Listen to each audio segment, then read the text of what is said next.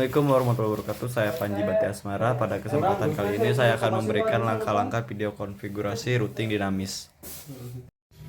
Nah, pada konfigurasi routing dinamis ini kita akan menggunakan teknik power dinamis. Saya akan membuat satu buah jaringan. Pertama, kita siapkan dua buah router PT. Lalu di dua jaringan ini masing-masing memiliki dua klien. Kemudian klien akan dihubungkan dengan menggunakan switch tipe 2960. Untuk kita hubungkan dan router ke klien. Nah, dan router ke router ini kita hubungkan menggunakan kabel crossover. Kemudian pilih constraint-nya yang 110, lalu arahkan ke router 2, pilih kembali Ethernet-nya 110. Agar mempercepat di sini saya menggunakan kabel otomatis untuk menghubungkan router ke switch dan switch ke klien. Hubungkan semua komponen perangkat menggunakan kabel otomatis. Kemudian jangan lupa untuk selalu mengaktifkan portnya, jadi supaya terlihat jaringan untuk IP address dan router yang akan terhubung ke klien ini. Saya berikan 192.160.10.1 jaringan 1. Kemudian di jaringan yang kedua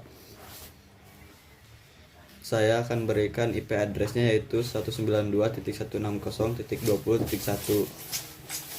Itu jaringan kedua. Kemudian IP gateway antar routernya saya akan berikan di router pertama yaitu 192.160.125.1. Kemudian untuk router keduanya 192.160.125.2.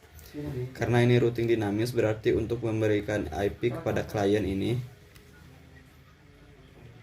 DHCP ke klien langsung saja. Ini adalah cara untuk memberikan IP-nya. Klik router pertama, masuk ke menu CU, lalu di sini ketikkan N, kemudian enter 2 kali. Kemudian ketikkan N untuk mengaktifkan si routernya. Kemudian kita konfigurasi dulu yang terhubung ke klien dari router terhubung ke klien supaya kita bisa mendapatkan IP dari router ini. Secara DHCP ke klien yang ini berarti kita konfigurasi dulu untuk Vago. Kemudian masukkan IP address router 192.160.10.1, subnetnya 255.255.255.0. Kemudian kita aktifkan portnya dengan mengetikkan no shutdown. Oke, sudah aktif. Kemudian kita ketikkan exit. Sudah selesai. Bisa kita lihat di sini di bagian ini sudah mulai hijau dan ini masih orange karena delaynya. Berarti ini tandanya kita sudah berhasil mengkonfigurasi IP pada router ini. Kemudian kita konfigurasikan kembali router gateway agar bisa terdeteksi supaya bisa terhubung ke router yang di sebelahnya. Caranya konfigurasi interface-nya yang terhubung adalah INT FA1/0.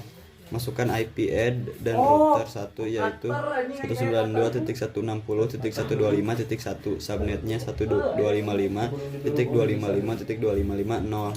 Kemudian aktifkan portnya dengan no shutdown. Kemudian exit. Setelah kita mengkonfigurasi router gateway-nya, kemudian kita berikan IP secara dinamis kepada klien yang ada di router. Caranya ketikkan IP DHCP full router 192.160.10.0, lalu ketikkan network untuk memberikan IP secara otomatis. Kita buat yang router ini adalah 192.160.10.0 karena kita akan memberikan secara dinamik dan default ke seluruh klien. Kita buat sukses subnet 255.255.255.0. Setelah itu kita masukkan default router. Default router ini adalah IP gateway. Kita akan berikan secara IP defaultnya yaitu default router 192.160.125.0.